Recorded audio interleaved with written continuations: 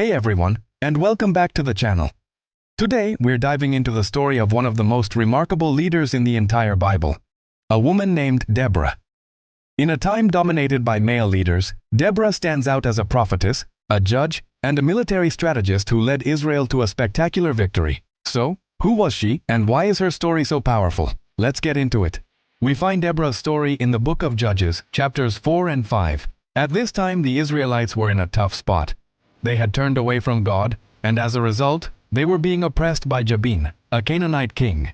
His army commander Sisera was ruthless, equipped with 900 iron chariots, the cutting-edge military technology of the day. For 20 long years the Israelites suffered under this harsh rule, and they cried out to God for help. And God's answer came in the form of Deborah. The Bible tells us she was a prophetess, the wife of Lapidoth, and she was judging Israel at that time. Now, judging wasn't just about settling legal disputes. In the era of the judges, a judge was a leader, a guide, and often a military deliverer raised up by God to save the people. People from all over Israel would come to her for wisdom and guidance as she sat under the palm of Deborah. She was respected, she was wise, and she was in tune with God's will. One day God gave Deborah a direct command. She summoned a man named Barak and delivered the message. "The Lord, the God of Israel, commands you. Go, take with you 10,000 men, and lead them to Mount Tabor. I will lead Sisera, the commander of Jabin's army, with his chariots and his troops to the Kishon River, and give him into your hands." Now, Barak's response is really telling. He said to her, "If you go with me, I will go. But if you don't go with me, I won't go." Think about that. Here is the appointed military leader who won't go into battle unless the prophetess, the woman of God, goes with him. This shows the immense respect and authority Deborah commanded. It wasn't just her position, it was her recognized connection to God that gave everyone, including the army general, the confidence to move forward. Deborah agreed to go, but she made a prophetic statement.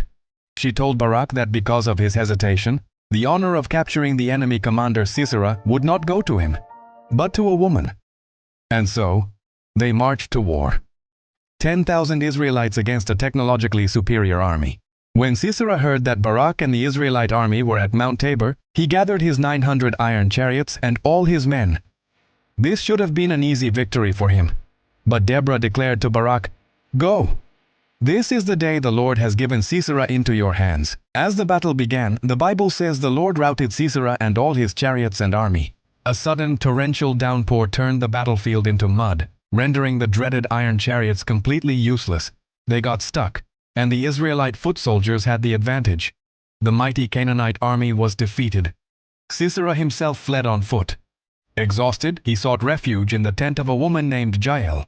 She offered him a place to rest and some milk. But as he slept, Jael, in a stunning and decisive act, drove a tent peg through his temple, fulfilling Deborah's prophecy that the honor of defeating Sisera would go to a woman. The impact of this victory was immediate and profound. The Bible says that after this the land had peace for 40 years. Deborah's leadership, her faith, and her courage directly led to the liberation of her people. Chapter 5 of Judges, known as the Song of Deborah and Barak, is a beautiful and poetic celebration of this victory. It praises God, honors the tribes who answered the call to fight, and even gives a special mention to Jael.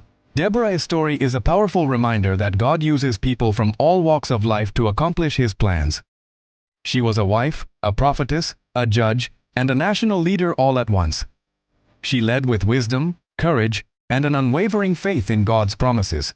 Her legacy shows us that true leadership isn't about gender, status, or power, but about listening to God's call and acting on it with boldness. What an incredible story of faith and courage. Thanks so much for watching today. If you found this story inspiring, please give this video a thumbs up and hit that subscribe button so you do not miss our next one. We'll see you in the next video.